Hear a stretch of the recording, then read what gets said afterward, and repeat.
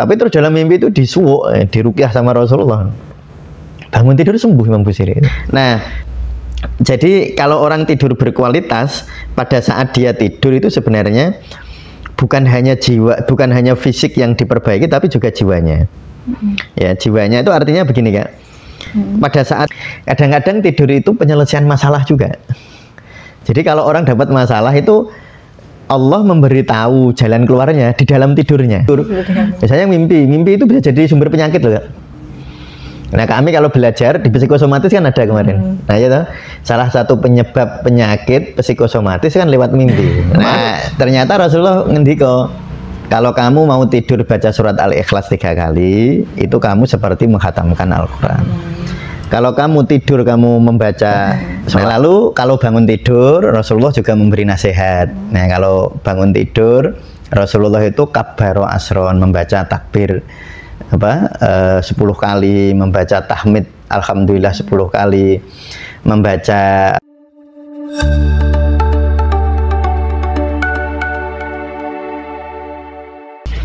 Assalamualaikum warahmatullahi wabarakatuh. Waalaikumsalam warahmatullahi wabarakatuh. Halo sahabat Tasawuf Indonesia, jumpa lagi di sesi ngobati. Untuk kemarin kita udah membahas tentang kayak tips makanan dan seputar keseharian atau kebutuhan kita lainnya. Untuk hari ini kita juga akan membahas salah satu nikmat yang mungkin kalau kita tidak mendapatkannya itu terasa kurang nyaman nih. Apa itu? Nanti kita langsung aja tanyakan ke Abang Mustamil. Yeah. Oke. Abang, untuk hari ini podcastnya kita bahas apa nih? Kita bahas sesuatu yang sangat enak, yaitu tidur kan. Itu sangat enak sekali.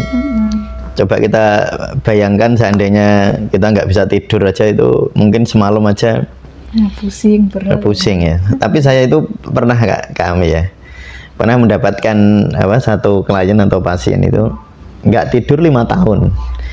Ya tentu saya tidak bisa bener-bener 5 tahun apa enggak ya, nggak tahu, maksudnya itu pengakuan aja. Saya nggak bisa memastikan, nggak bisa mengkonfirmasi itu bener-bener 5 tahun apa tidak, tapi ngakunya begitu. Ya kan kadang-kadang orang kalau stres banget kan terus generalisasi ya. Ya misalnya dia bilang gini, Ustadz saya tuh sama sekali belas nggak bisa tidur, itu bisa jadi generalisasi. Mungkin yang dia maksud nggak bisa tidur lelap ya. Kalau pernah itu 5 tahun nggak katanya. Saya membayangkan seandainya 5 tahun tuh sama sekali nggak tidur, masa ya bisa gitu. Saya sih bayanginnya kayak gitu ya. Cuma ya sudah, itu kita kan nggak perlu berdebat sama pasien. Yang jelas memang beliau punya gangguan tidur. Nah tentu kita ini yang diberi kenikmatan bisa tidur lelap ya, mampu bantal langsung ngantuk, itu alhamdulillah betul itu. Karena biasanya begini Kak, kalau orang sakit tetapi dia masih mudah tidur, itu prognosisnya lebih baik. Prognosis itu kemungkinan sembuhnya ya. Tapi kalau orang sakit lalu susah tidur, itu tidak sebagus prognosisnya dibanding yang masih bisa tidur. Contohnya misalnya gini, kalau orang diabetes lah contohnya. Orang diabetes tetapi dia tidur masih lelap kalau malam ya, tidurnya masih enak. Itu masih lebih baik, jadi prognosis sembuhnya lebih tinggi daripada orang yang misalnya diabetes terus nggak bisa tidur. Nah, makanya itu sebenarnya stres selalu membuat orang nggak bisa tidur lah, bikin sakitnya makin parah. Ya, jadi alhamdulillah ya kalau kami ini ya alhamdulillah ngerti bantal nih ngantuk, itu ya disyukuri, itu sesuatu kenikmatan yang luar biasa. Nah di kesempatan kali ini kita akan menjelaskan tentang manfaat tidur dan juga bahaya tidur.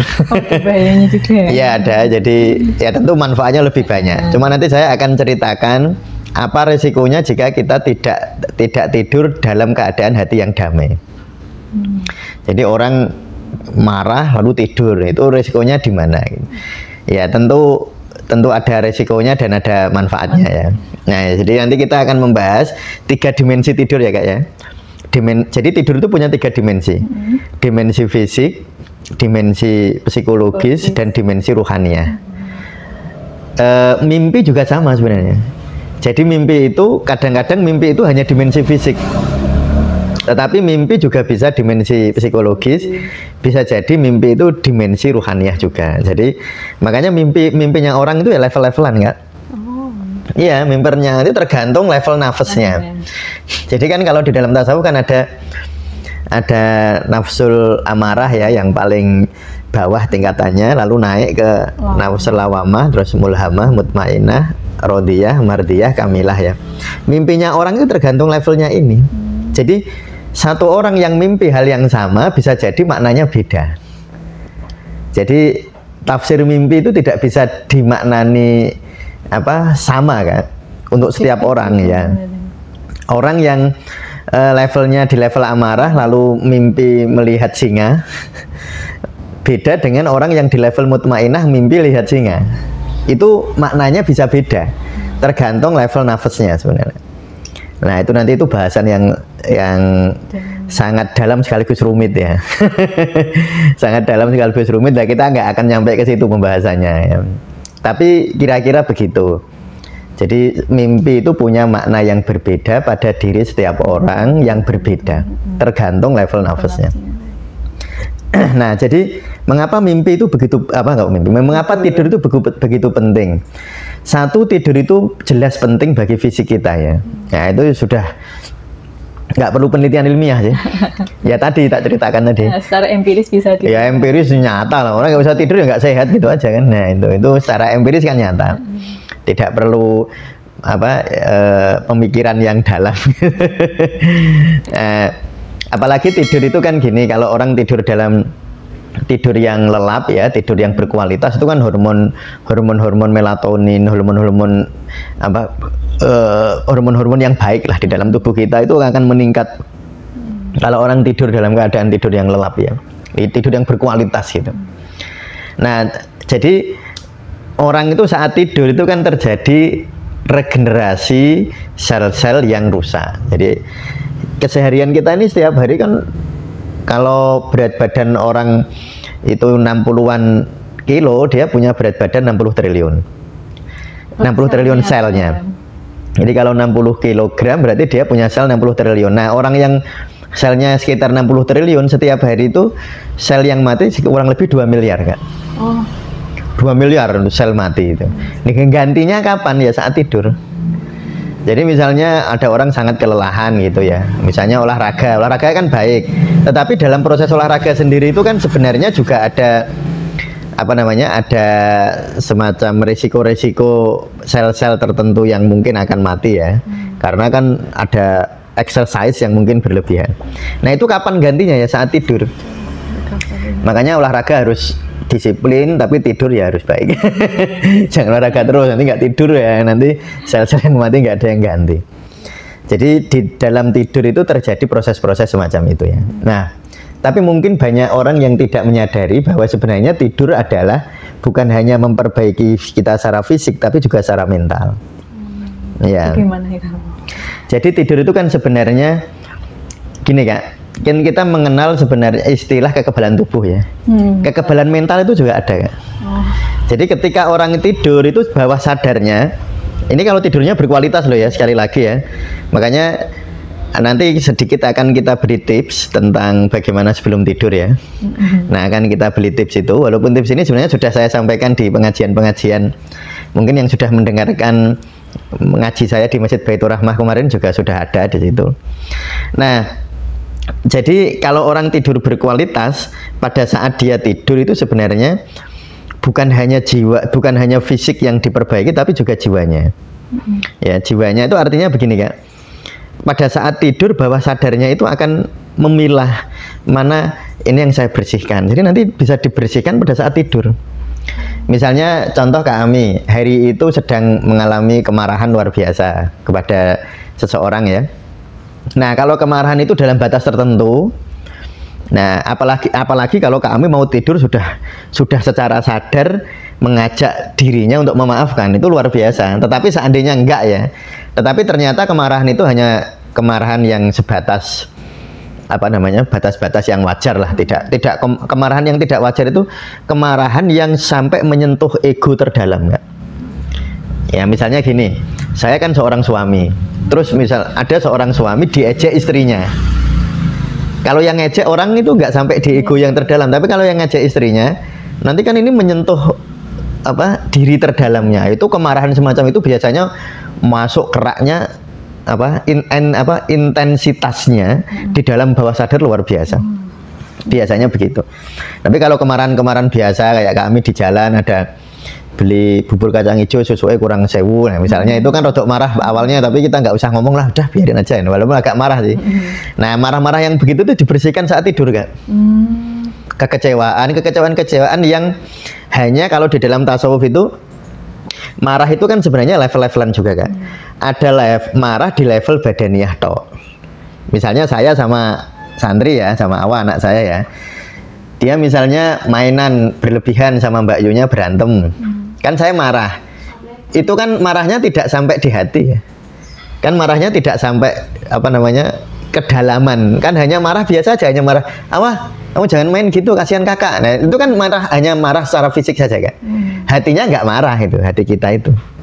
Nah itu marah, tapi ada marah lebih dalam, malah kolbiyah yang melibatkan perasaan. Jadi misalnya kita di jalan, kita mau nyebrang, tiba-tiba ada orang lewat, motor lewat banter banget, kita kan marah intens ya saat itu ya.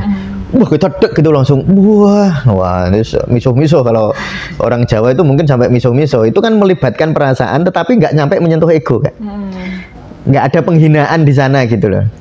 Tetapi kalau saya misalnya seorang ustadz pas ceramah, tiba-tiba ada orang kritik saya, misalnya bilangnya begini, ustadz ini kayaknya nggak pernah ngaji ya, nah misalnya gitu ya, itu kan penghinaan yang menyentuh ego. Ya, ego sebagai seorang ustadz. Ego ya, identitas saya sebagai seorang ustadz, kan identitas itu akan sangat kuat muncul ketika di depan orang kan.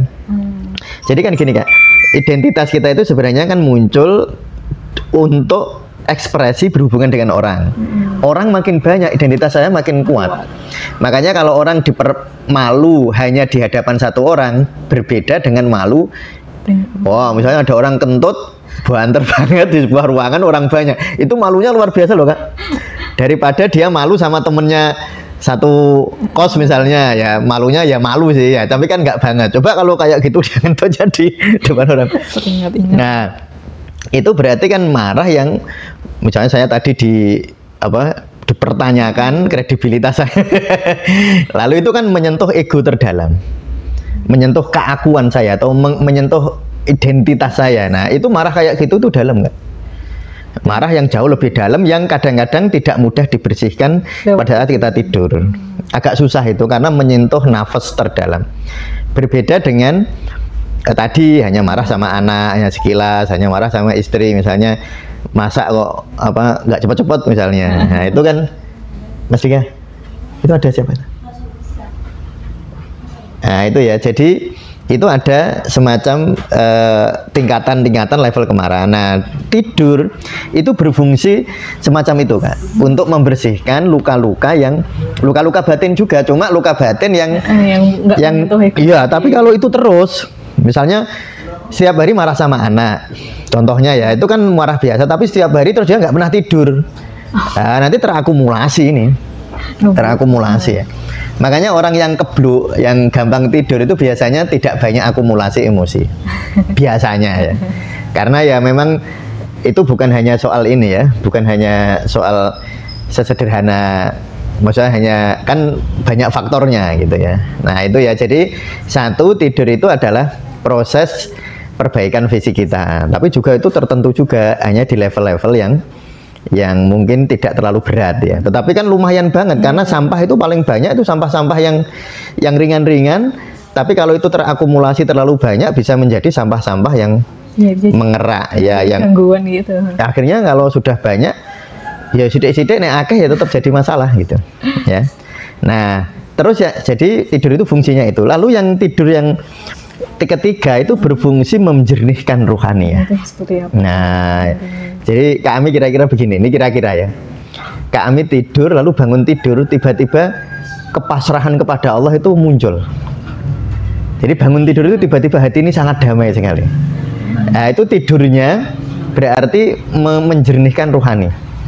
Contoh begini nih, ada seseorang sedang punya masalah besar, masalah besar, dia bingung sebenarnya secara logika wah ini besok ini kalau masalah saya nggak selesai gawat ini, saya bisa, oh kalau sekarang guys bisa habis saya ini, misalnya begitu, misalnya ya, wah dia bilang begitu, dia nggak di benaknya nggak bisa menemukan cara menyelesaikan masalah itu di benaknya, delalah dia tidur, nah delalah karena suatu anugerah ya, ini karena ini contoh ya, karena suatu anugerah dia bangun tidur itu tiba-tiba hatinya begitu damai dan hari ini adalah hari yang sangat indah. Padahal secara objektif masalahnya ada. Masih ada. Masalahnya masih ada kan tidur dia. Jadi secara objektif masalahnya masih ada. Nah itu berarti tidurnya tadi adalah penjernihan rohani. Jadi tenang bukan karena masalahnya selesai. Kalau tenang misalnya gini, kami ujian kuliah nih kan ujian. Tenang karena sudah tahu besok pengujinya ini, itu berarti tenang bukan rohania. Karena ada alasan dari ya, kan tenangnya karena alasan dari luar. Nah, tapi kami tiba-tiba dalam tanda petik tidak peduli. Awalnya sih cemas ya, waduh besok mau ujian, gimana ini gitu kan, cemas ya.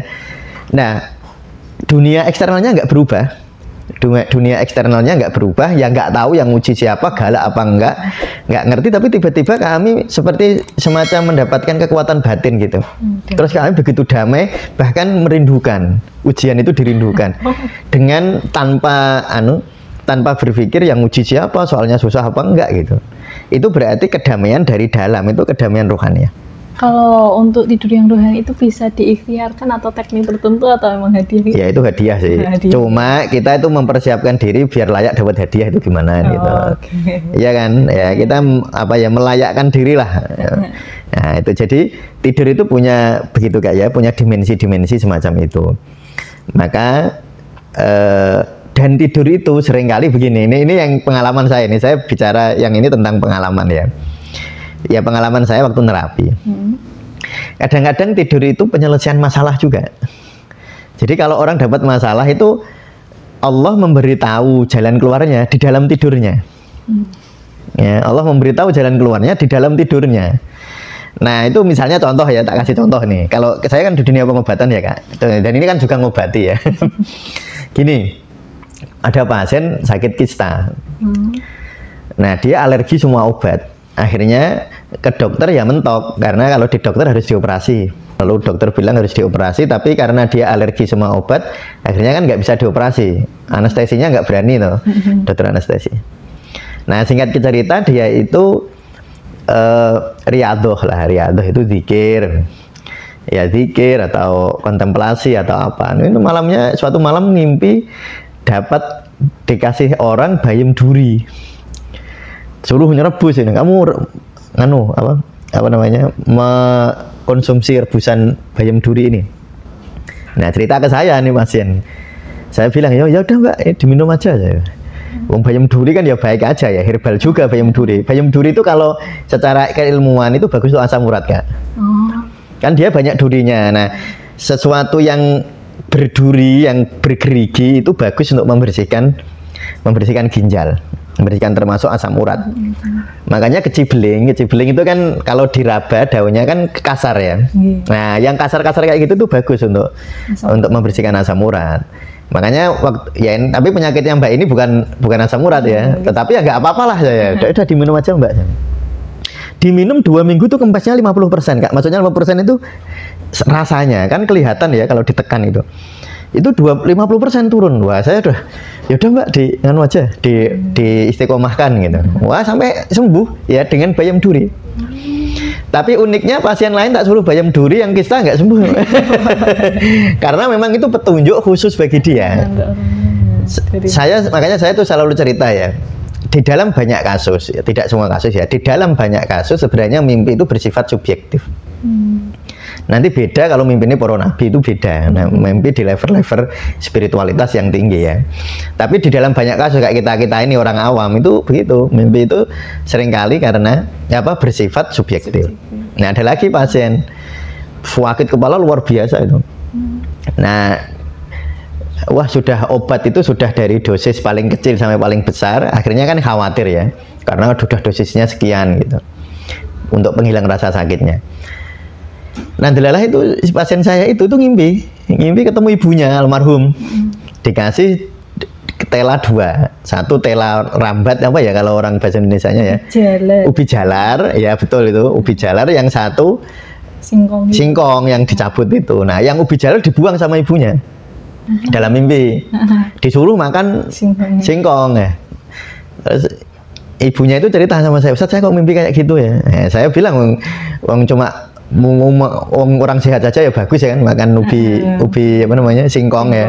Ya udah Mbak, itu Bu di anu aja di daerah aja. Itu malah ajaib. Dari klinik tempat saya siang sorenya makan singkong, semalam dia nggak pusing sama sekali. Cerita saya bagi-bagi itu, wah saya bener sehari itu semalam saya nggak pusing. Padahal kan biasanya kan sedikit banyak pusing ya. Terus sembuh kan. Terus beberapa kali kan datang ke teman saya, udah sembuh saya. Nah tapi pasien lain tak suruh makan singkong ya nggak sembuh juga, yang pusing. Nah jadi mimpi itu kadang-kadang adalah cara Allah memberi jalan keluar bagi seseorang untuk menyelesaikan masalahnya. Jadi petunjuknya. Jadi petunjuknya. Yang terkenal itu Imam Busiri. Imam Busiri yang nulis salawat burdah itulah ya. Ya yang kalau refnya yang maulaya sholli wa sallim daiman abada ala habibika khairil khalqi kullihim. Imam Busiri itu kan gerah ya waktu itu. Kalau tidak keliru itu gerahnya nyun sewu lumpuh separuh gitu. Tapi Imam Busiri itu kan sangat mencintai Rasulullah. Imam Busiri itu, beliau itu kalau mimpi kan, kalau mau tidur kan sering membuat puisi untuk Rasulullah. Nah suatu ketika Imam Busiri didatangi oleh Rasulullah dalam mimpinya, diberi burdah kayak selendang, kayak sorban, kayak apa namanya kalau sering dipakai para kiai itu ya. Apa ya, sorban khas Timur Tengah ya. Kan beda orang sorbannya orang Indonesia apa ininya orang Indonesia, selendangnya di sama sana kan beda-beda. Tapi terus dalam mimpi itu disuwuk, diruqyah sama Rasulullah. Bangun tidur sembuh Imam Busiri itu. Bangun tidur, nah lalu beliau nulis sholawat, makanya karena di dalam mimpi itu dikasih Allah dikasih hadiah Rasulullah burdah, Imam Busiri nulis sholawat, makanya disebut sholawat burdah itu kan. Itu kisahnya begitu. Nah itu mimpi. Jadi maksud saya begini ya, mungkin kita ini sering merasa hidup itu jalannya buntu. Sudah menemui jalan terjal, bukan hanya terjal, buntu. Ini sudah nggak bisa ini. Persoalan saya ini sudah nggak bisa diselesaikan lagi. Tetapi jangan lupa, seringkali Allah memberi jalan keluar untuk masalah hidup kita yang seakan-akan buntu itu melalui tidur. Jadi tidur itu bisa menjadi cara menyelesaikan masalah. Tapi masalahnya kan nggak bisa disengaja. Nah makanya yang bisa kita sengaja kan sebelum tidurnya. Nah sebenarnya saya pribadi gitu dulu, waktu saya di dalam puncak depresi saya itu dulu obatnya saya tidur juga Kak. Nah, saya dapat obat tidur ya, mungkin satu saat akan saya ceritakan. Nanti saya ceritakan di sini lama. Nah itu saya dulu mengalami semacam pencerahan begitu ya dengan melalui tidur. Nah sekarang begini, jadi tadi sudah saya sampaikan bahwa tidur itu kan ada tiga dimensi tadi. Jadi dia juga bisa bermanfaat bagi 3 dimensi. Tapi juga bahaya. Ada bahaya tidur. Misalnya mimpi itu bisa jadi sumber penyakit loh Kak. Nah kami kalau belajar di psikosomatis kan ada kemarin. Nah ya toh, salah satu penyebab penyakit psikosomatis kan lewat mimpi. Ada itu. Cirinya seperti apa yang bisa buat? Ya sebenarnya yang jelas kalau dia bangun tidur hatinya nggak enak, nah itu hati-hati. Bangun tidur kok hatinya ora enak. Itu di malamnya mungkin dia mimpi yang mimpinya nggak enak secara psikologis, cuma dia lupa. Sebagian besar itu malah lupa sama mimpinya. 90% lebih mimpi itu lupa kan. Mimpi yang kita ingat itu kan mimpi yang 1 jam sebelum bangun kan. Nah mimpi yang malam-malam itu, misalnya kami tidur jam 10 misalnya, mimpi yang jam 11, mimpi yang jam 12, kalau nggak bangun loh ya. Nah kalau mimpi itu ya lupa. Nah tapi seringkali mimpi itu efek psikologisnya dan efek fisiknya itu terasa waktu bangun. Nah itu contohnya di pasien saya banyak juga. Yang selalu saya ingat-ingat itu kan ada pasien pulang ke kampung halamannya, ada banjir bandang, dia terseret banjir, dia memegang akar pohon tapi pedot, putus itu, terus dia terbentur batu. Paginya sakit pinggang, seminggu diperiksa neng dokter saraf kejepit ya. HNP.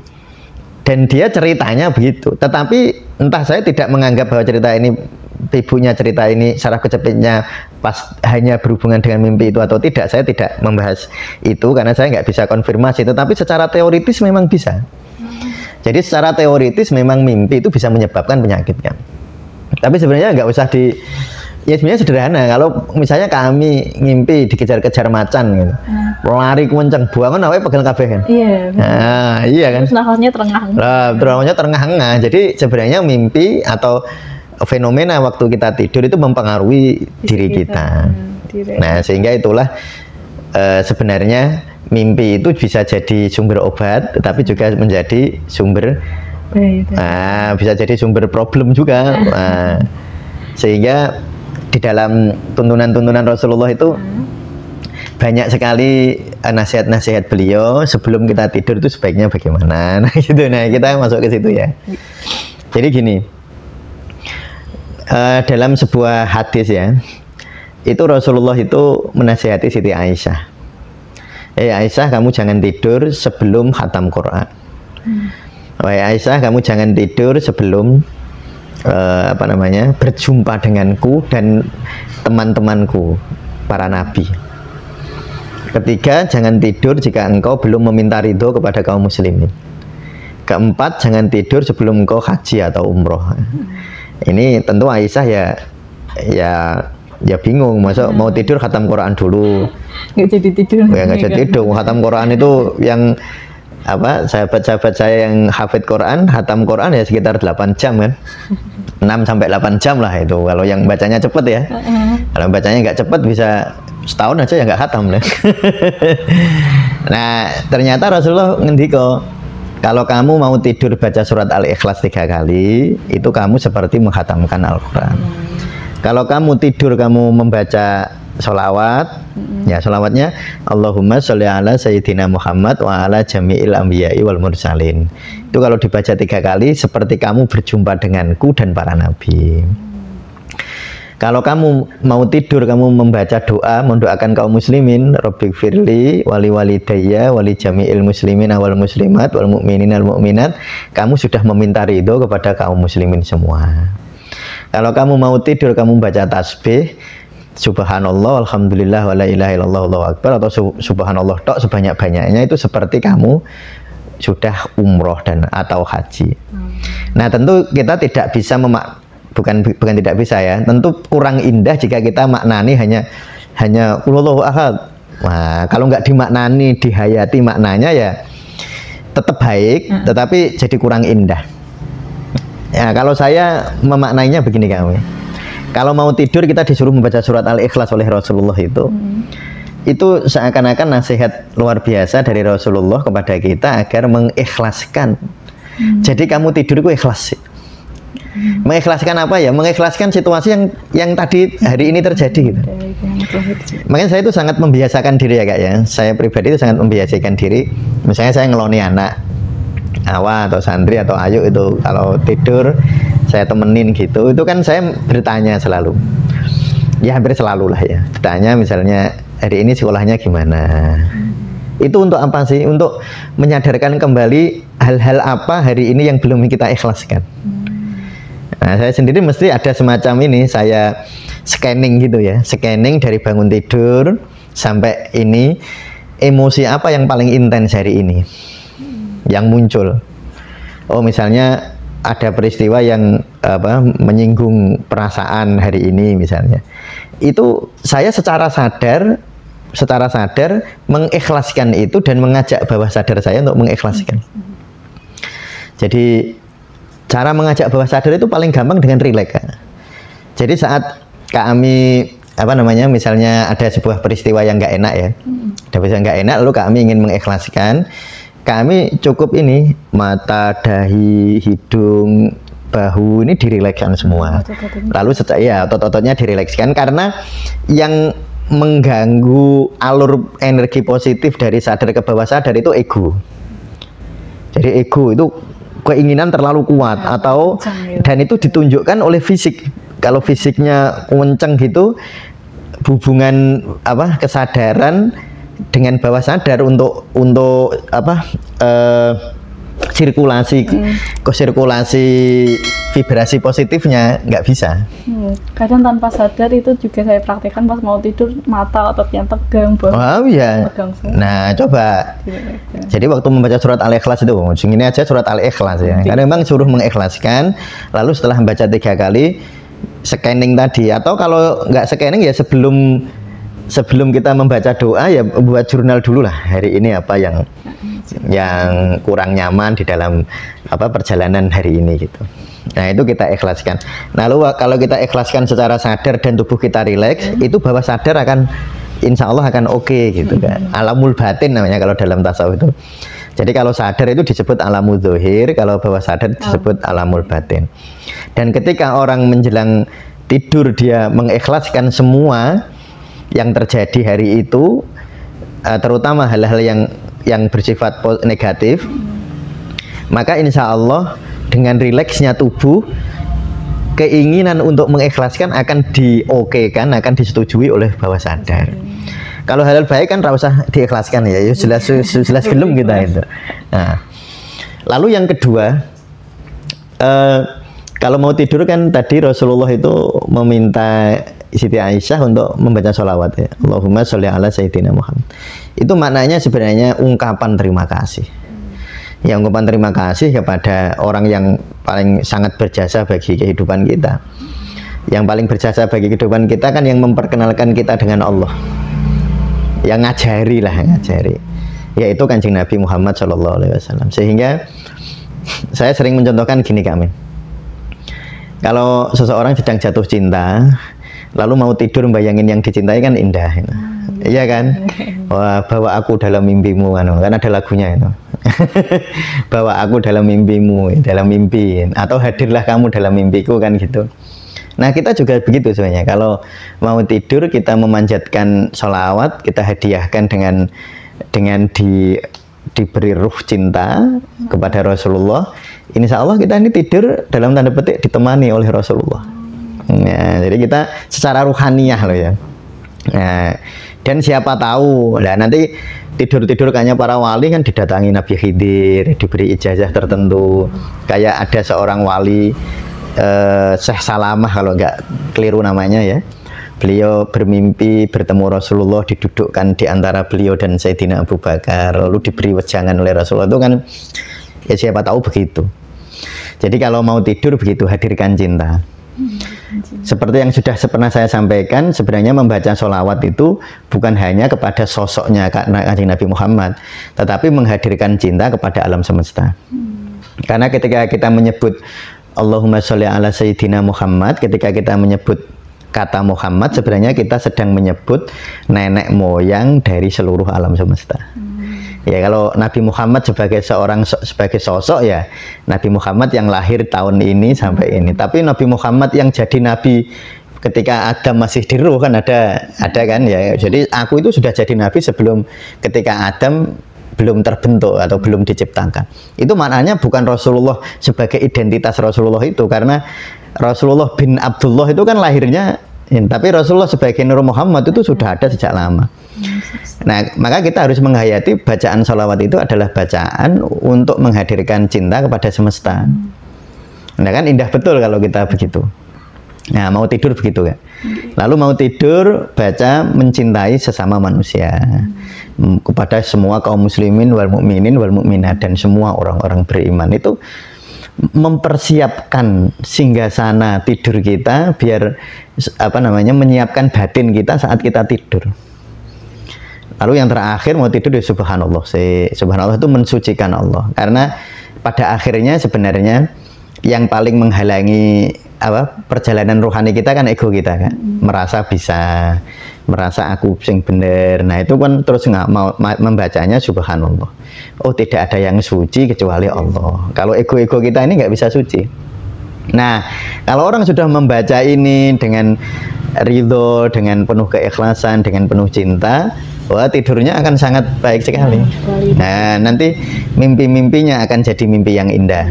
Karena kalau kita mungkin belum mengikhlaskan kejadian dan lain-lain, mungkin kalau secara tubuhnya itu sampun tidur, tapi kadang otaknya masih bekerja nanti Kak. Iya, nanti jadi kalau orang tidur dalam keadaan stres itu seringkali tidurnya saja stres gitu. Nah, bangun tidur badannya nggak enak semua nanti. Ya itu ya. Nah, lalu kalau bangun tidur Rasulullah juga memberi nasihat. Nah, kalau bangun tidur Rasulullah itu kabbaro asron, membaca takbir 10 kali, membaca tahmid alhamdulillah 10 kali, membaca tasbih 10 kali, membaca istighfar 10 kali, membaca tahlil 10 kali.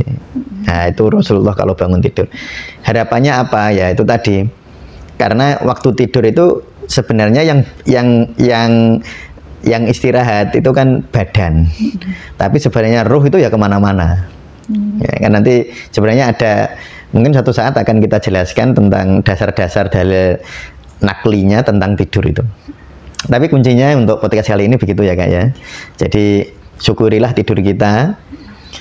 Mungkin kalau sekarang tidurnya belum berkualitas, ya tetap disyukuri karena memang rumusnya tetap syukur ya.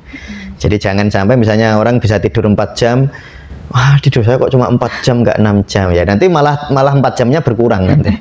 Jadi kalau bisa tidur 4 jam ya disyukuri, alhamdulillah saya bisa tidur 4 jam. Kalau tidurnya misalnya kurang berkualitas ya alhamdulillah masih bisa tidur. Nanti insya Allah la in syakartum la azidannakum. Nah, sehingga tidur itu nanti akan membawa kebaikan, bukan hanya kebaikan fisik ya Kak, tapi juga tidur akan membawa kebaikan fisik, kebaikan psikologis dan kebaikan rohaniah kita. Ya, saya kira demikian. Terima kasih ya Pak untuk podcast kali ini.